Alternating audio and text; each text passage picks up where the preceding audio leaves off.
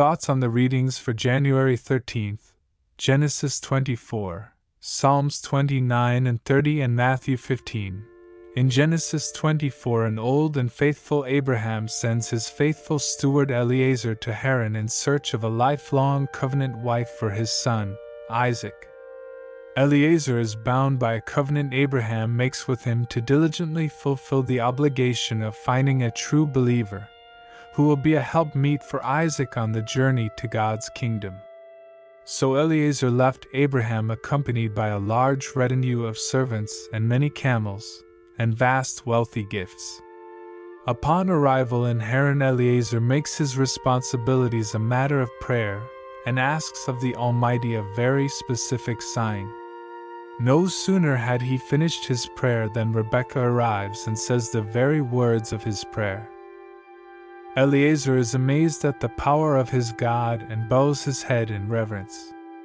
The 10 camels are watered by Rebekah, an immense task, and the company taken to Laban's house, where Laban notices the wealthy jewels given to Rebekah by Eliezer. Laban's words, "Come in, thou blessed of Yahweh," indicates both some knowledge of God and the familiar use of the Lord's divine name of Yahweh, the use of which goes back to the beginning of creation, Genesis 4 verses 1, 25 and 26. Rebekah had reported the circumstances of meeting Eliezer prior to Laban's remarks. From verses 31 and 49, Eliezer tells Laban of the mission he has undertaken and its importance. Note, it is not just another task Eliezer was given, but the entrusted responsibility of securing a bride who will ensure the faithful continuance of maintaining the truth promised to Abraham and his seed. In verse 51, Laban asserts his agreement with Rebekah going to the household of Abraham.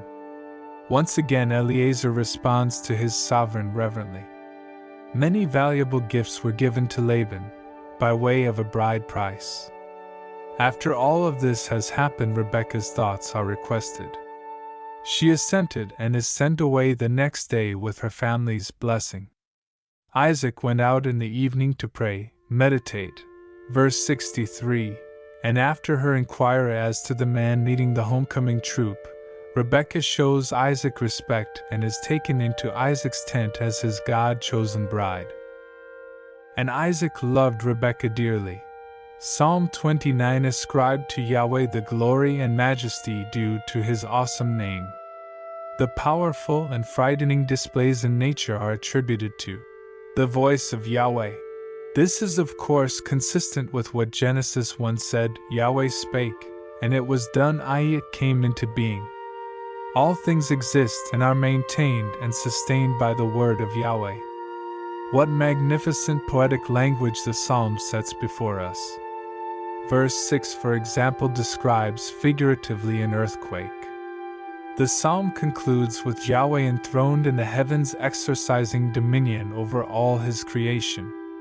The voice of Yahweh is used in this psalm 7 times and is perhaps symbolic of the 7 thunders in Revelation 10 verse 4. Praise and extol his name for this. Psalm 30 is a psalm focusing on the joy the Almighty can bring to his children. This can be true even when our foes rise against us bringing despair.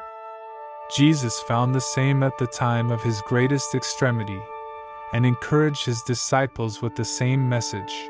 Compare with John 14 verses 1 to 3 and 27 to 29. Despite being downtrodden, the psalmist finds the joy and support from his sovereign uplifting. God will never forsake his children, Hebrews 13 verse 5 and 6. In him, even to some extent in our present life, our mourning can become dancing, and our sackcloth exchanged for clothes of joy.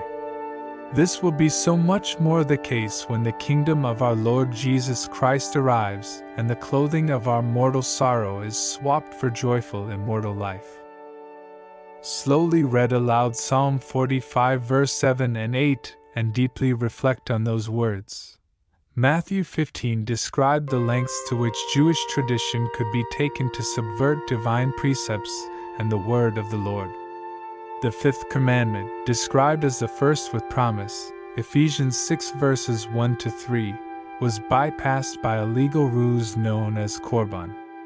It allowed the wealthy to avoid all responsibility to parents by declaring by oath that an individual's entire wealth belonged to God, whilst, at the same time, ensuring unfettered access to all of it. Just like the times of Jeremiah, we have mere lip service substituted for the truth demanded by our sovereign. Next follows a discussion on the true source of defiling people's corrupt minds, not any external thing. These matters revealed Pharisaism as an example of the blind leadership of the blind. The faith of the Canaanite woman, whose daughter Jesus healed, was astonishing and, like the Roman centurion of Matthew 8, caused our Lord to marvel. She acknowledged that privilege rightly rested upon the covenant people of Israel, and that all she requested were the crumbs that fell from the table. Jesus performed many miracles upon these Gentile subjects, causing them to ascribe praise to the God of Israel.